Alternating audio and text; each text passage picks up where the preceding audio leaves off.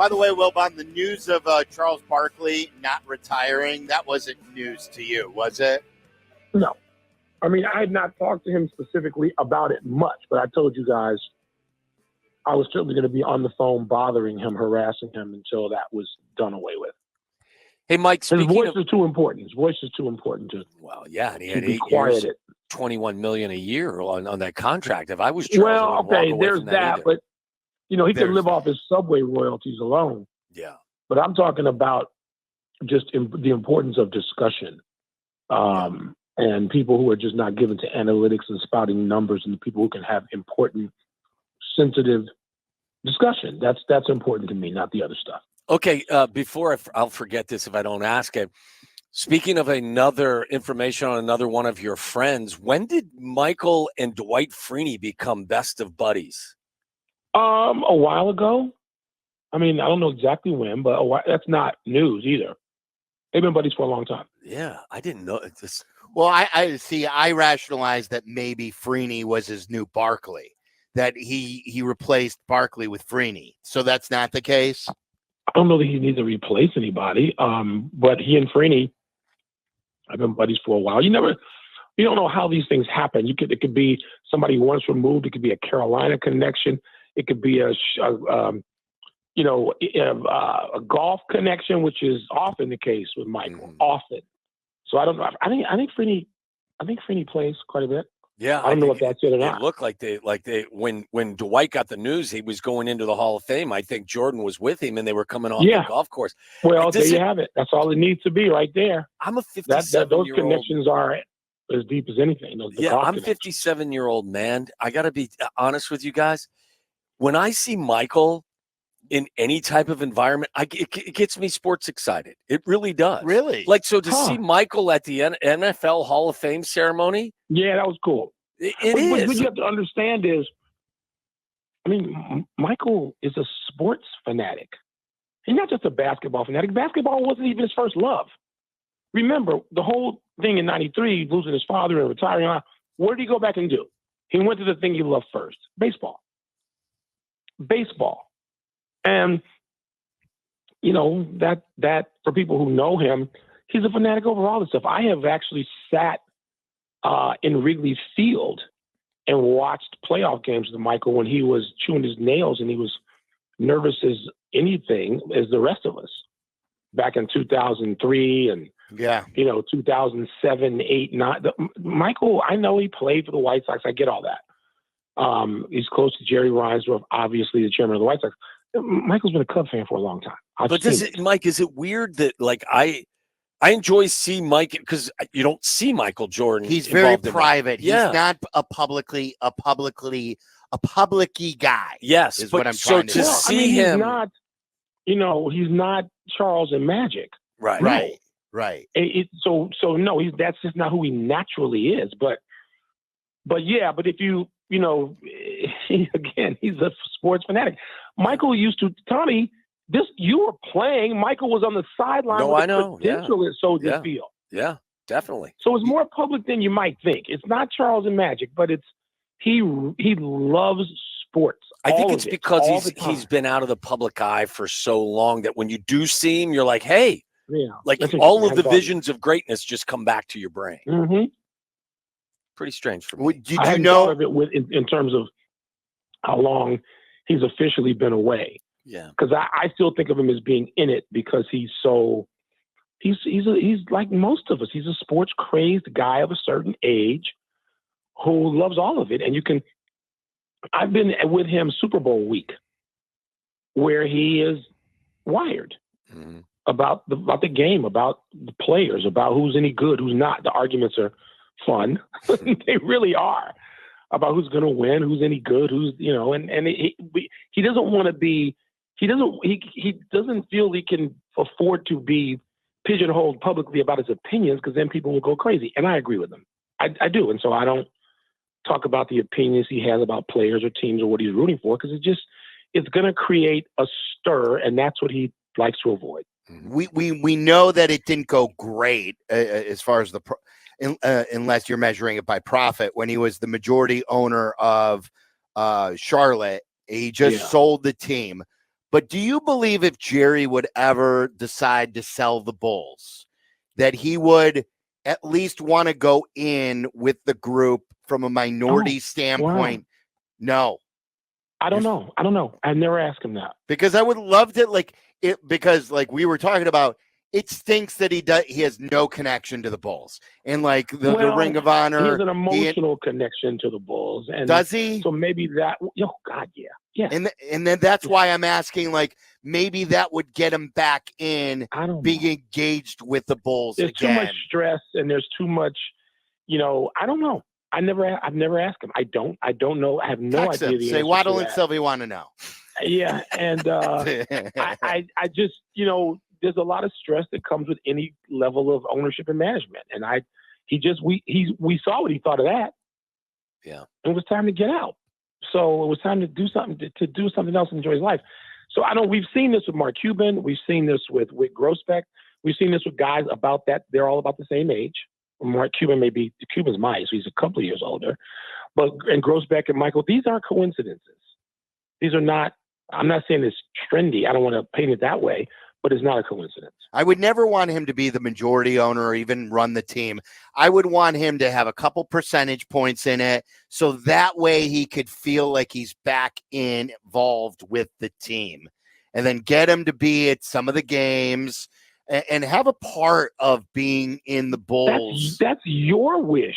My wish. Hey, look, Michael, I can't tell you your wish. I can only speak from my standpoint. I hear you. I just don't know that that's something that he sits around thinking. And that's why I wanted to know if he had any sort of wanting. I haven't asked him. I have not asked him about it. He said publicly, so I'll say this, because he said it during the interview of the day that he won a race. Was it Talladega? And he said, it's hard to watch the playoffs, and he stops. He disengaged because he gets too wired. And he said that publicly. So but I had known that privately because we had that conversation on the phone. And I called him to say, "Are you watching this?" And he was like, "No, I can't." And so he still follows it because he still wants to know what happened and who won and who scored what and who did what and who had an 18-2 run in the fourth quarter. He still cares about it all very deeply, but he has just said publicly, "No, I can't do this because I lose my mind. I'm just backing off from it." Yeah. And I admire somebody who can disengage like that, because I can't, and I don't have anything nearly at stake like he does, but I can't disengage from any of it. That's why I'm watching the Cubs getting angry when they misplaced two fly balls and blowing a game to the Cardinals, even when they won 3 out of 4. Well, let's talk about something that you may have better feelings about. Were you a proud Bears fan this weekend watching what transpired in Canton? Yes, I was. Yeah. Yes. And as I told you, we had this discussion, and then I don't mean the game. I mean the induction of guys that, yes. Yeah. Yes.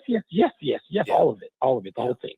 The game was a great preliminary thing. And then to see those guys standing around Steve and Michael, yes, all of it. And the induction, and Devin Hester and even Julius Peppers, who I know, people probably think he played on that Super Bowl team. He didn't.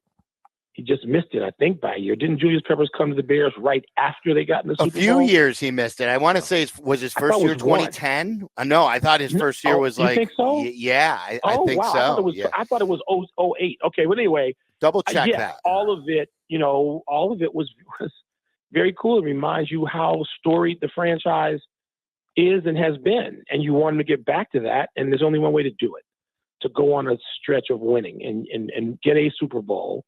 And do it. They could even frame it differently. I mean, there's never been offense. Sorry, Tommy, that mattered. I mean, people keep talking about they're the only franchise that hasn't had, because they are. No 4,000-yard passer. Although I think that's a phony mark, and nobody to throw 30 touchdowns. The point is they haven't had a great quarterback since Sid Luckman.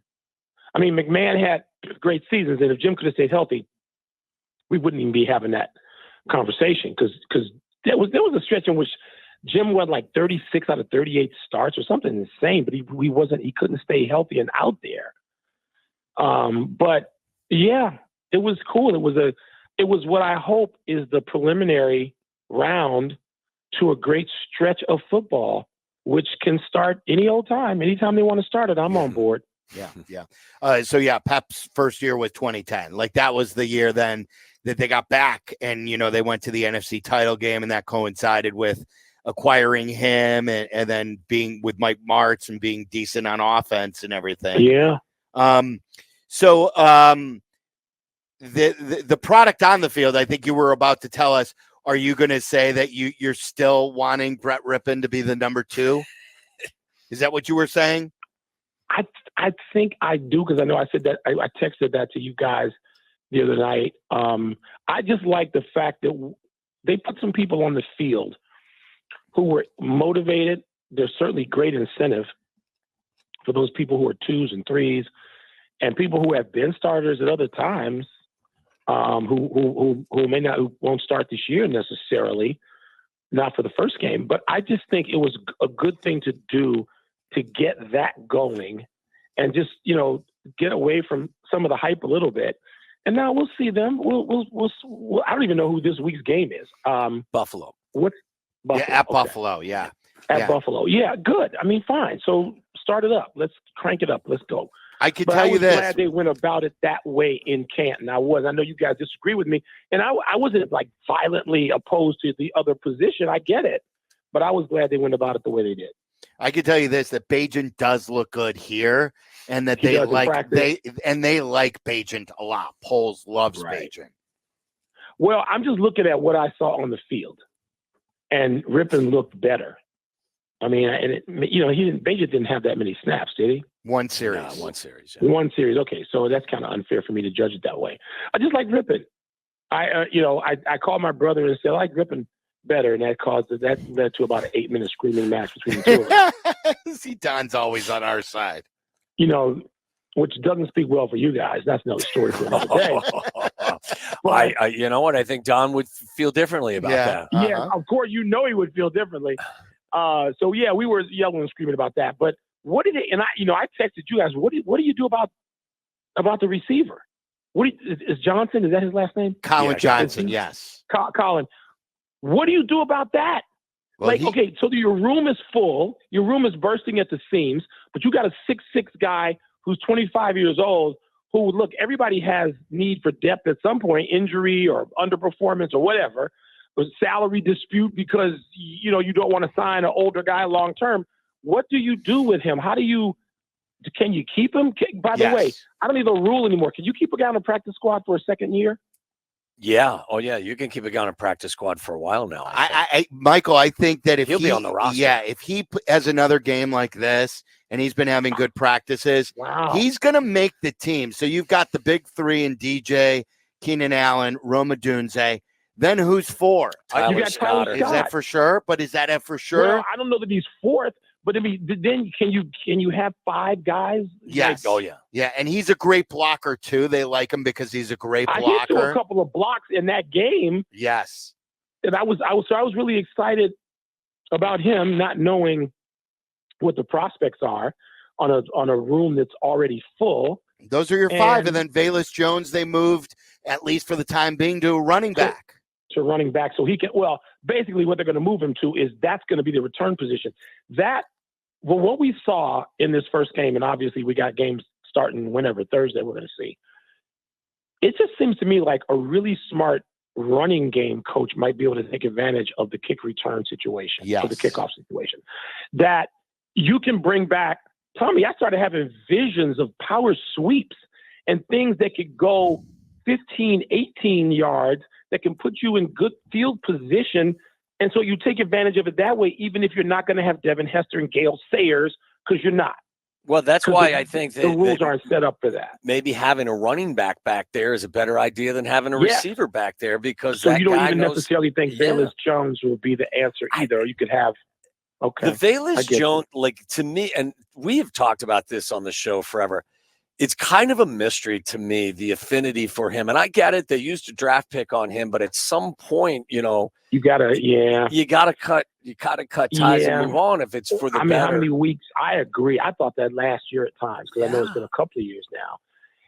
But if they see something, it better translate pretty quickly. It better convey, because you need to get something out of that play. Remember we talked about drafting of the punter, the kid Yes. from Iowa. Yeah. And I told you I went wild when they drafted him because I'd seen him play at Wrigley Field against Northwestern. And that's a weapon. You should have seen him punt the ball today. You would have been beside yourself, overjoyed, because he was killing it today. He helps. To me, when you can do that, you're a member of the defense. You are. I know it's special teams. I get it. But defensively, you are helping your team all the time because maybe you're starting in +3 or +5 yard territory, or occasionally +7, if you are downing the ball, if you're forcing fair catches and forcing the team to start inside the 20 and inside the 15, that's a weapon. So the people who were saying, "Oh no, don't draft him," are idiots. And you know what? Maybe he can actually rush the passer too, or maybe snap. Just call Waddle an idiot as a center as well. They drafted a guy in the 5th round. Mike. What's the latest on him, by the way? What's the latest on the kid from Kansas? He graded pretty well in the limited snaps that he took. They like his raw pass rushing ability, but we got to see. He's very raw. Yep. Okay. So he's drinking the Kool-Aid. I know. I love it. What do you got him? 13 wins? No. But I mean, I just want to see him get better from from October 1st to Thanksgiving. Yeah. When will even push it? Even can you go from Columbus Day to December? Can you get like last year? But even more demonstratively and obviously more so on offense, can you get better? Can you put the fear in teams? And they're backloaded with, as you guys know, with their schedule for division games. All the games that they play against the Vikings, Lions, and Packers are backloaded. So maybe, can you go 3-3 and also be tight in the other games? What can you do in a really tough division if you get better? So I'm looking for that. I'm not attaching a number of games. And the division they're playing is tough because they got Indianapolis, but that's at Indy. They got at Houston, right? Aren't those 2 road games? Yes, the Houston game is week 2. Okay, so National TV. No, I'm not going to go crazy with wins, but I just want to see them. I was impressed with the way the offense played in Canton. And I was looking forward to actually a fourth quarter. And I know obviously we're not talking about ones being on the field, but some of the stat. Tommy, this. We're talking to somebody who was a part of this. How important were practicing against Hall of Fame players and guys who had won a Super Bowl when you came aboard? I think it's tremendously valuable for sure.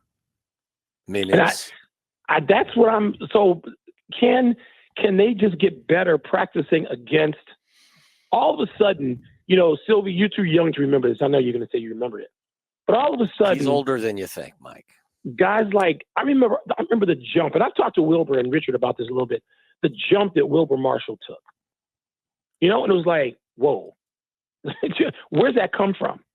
And I argue with you guys sometimes when people say stuff like, well, Tim Duncan would have been the same player if he'd been drafted by no, he wouldn't have, because he wouldn't have practiced against David Robinson and Avery Johnson every day with Greg Popovich screaming at him. No. So those things, those laboratories are so important. And, how important, how much better is Roschon Johnson going to get? Those guys getting not just the reps and getting in games on Sunday, but how important are the practices that they're as competitive as you need to be? I'm looking for all that stuff more than I am at the moment, number of wins. The problem is, though, we walk into this practice and they're running around in shorts, Michael. Yeah. It's not like we remember it being. Yeah, that's. You know what I mean? Like Waddle could not believe when we walked in today, and I was excited to watch Caleb throw the football, and I'm like, "Hey, what'd you think?" He's like, "There wasn't really much going on." Yeah, that's why he was impressed with the punter because that's really the only simulated thing you can do. So okay, Tommy. So when do they do something with the kind of intensity that then leads directly to it's infrequent performance? Because I a week ago we were here watching them practice, and I thought it was a day where they got a lot done. Like they were in full pads, the tempo was high. They were hitting. They were on the field for over 2 hours. I saw them do, different 7-on-7 drills, saw them do team drills, 2-minute drills. Like, they got a lot accomplished a week ago today. Today was a day after a day off, and they were in shells, and they really were only on the field doing work for about 60 minutes. And again, I don't want to be the old guy, outside screaming at the clouds, but I don't. Yeah, I am. I have I become like it that when you're person. like that. I want you to join people like me who are even older than you, who are screaming more than the clouds. Yeah, I don't know how you can get yourself ready to go. And I get it. Like, I'm not asking for it to be the way it used to be. It's a little frustrating at times, maybe just selfishly, because I'm excited about this team, and I want to see these guys, getting after it on the field. And it was one of those days where it was a glorified walkthrough. But that's the average day now, isn't it? Is there an exception? Yeah. I mean, so Belichick's out of the league, and I don't know how much of that he was doing the last 2 or 3 years. And if he did, it wasn't working anyway. But who's doing that? Mike Tomlin?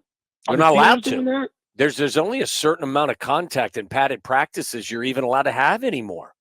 Yeah. So, it is the trend, and it's been the trend for quite some time. I just, when they go to 18 games, my guess is they're going to have even fewer moments of physicality out there trying to get ready for the season. So, I don't know. When their offensive line, Mike, scares me, and 3 of the guys aren't available right now, and you've got a rookie quarterback, and from guard to guard, there are some questions, and that bothers me. And I keep seeing things that have the Bears' offensive line ranked in the top 10 or 12 in the league. I keep seeing things, and I'm like, that's some drunken stuff right there. Yeah, somebody was. I mean, it's like, okay, what happened? To bring about this improvement that nobody's actually seen yet, but these preseason rankings, which you do get crazy. So I'm with you guys, but if it's all fairly even start line, I don't know how much I can complain about it. Michael, really quick, just on a different subject, sure. How hard is it to lose 21 straight games in a row? Well, it's never happened in the American League. And the American League's only 140 years old. So I'm tempted to watch tonight. What time does that game start? 8:40. 8:40. So that's 6:40 out here. And don't forget, that's when Hard Knocks out there may start later, I think. No, so Hard Knocks is on tonight. Yeah, come on, episode 1. Central. First day of 8 o'clock Central time on. Yeah, I don't know how HBO. Things go. Where are you? You're in Phoenix? I'm in the desert. I'm 2 hours. What is it? Pacific time I'm on now? Pacific time. Yeah. Yeah. So that may not start till 10 o'clock. It may not start till. Look, I've never watched an episode of Hard Knocks. I'm proud to say I've never watched. Oh, jeez. Oh, you're one of those? Proudly. Oh, you have to watch Hard Knocks tonight. You're going to be like, what is this show? This is pretty damn good. I don't even doubt that I will think it's really good. I just don't want to. How much is too much? By the way, there's a great new comedy out, Mike. It's called MASH. You ought to try and see it. Listen, I'll watch that over again. Yeah. Let me just tell you this. So I'm out here in the desert, and I'm preparing for the fall and being here, but more in Maryland, more in D.C. And I called a guy who does this for me to set up, streaming stuff and add it on for me. And I just said, okay, I have to have marquee, and I have to get whatever the Bears are on. And I'm told Comcast is going away. Oh, are you talking about NBC Sports Chicago? Yes. Yes, it is. So they're starting. What is the show? What is the post game? Well, it's CHSN is what they're starting. Is that starting up already, like Labor Day? Yeah. So it will be the new bowl season, and then it will be Hawks, and then next year's White Sox season if you choose to watch. If they haven't been relegated. Yeah. But okay, if they should be relegated. But so when I started talking about streaming Chicago stuff, like I can get, WLS, I can get, there's certain stuff I can get. I want to get in Washington. I mean, I still want to be connected in that way, and marquee is easy. But then I'm like, how can I get my Bears fix? Which I like watching that postgame show with Lance Briggs and Wanstead. I don't even know who's going to be on it this year. Is the show going to be intact? I don't That's know. a great question. I don't know because I think NBC Sports going Chicago away. is going away. Yeah, I don't know. So that means there's got to be some programming, no? Well, Waddle and I will post-game pop on show? Zoom for you. Yeah, we'll just do a show Yeah. for you. Well, You how much could you join gonna us. pay You know us? what? Yeah. How much you going to We could pay do us? we could do our own damn show and Yeah. sell it, and it might be pretty good. Yeah. As long as we can swear when we Well, do it. And Then- do we wear black wife beaters and cut off shirts on the show? We wear that too? Wilbon. We'll get the real Wilbon then when he's swearing. Yeah. All right, Michael, we got to run. Thank you. All right, you guys, See you, buddy. be good.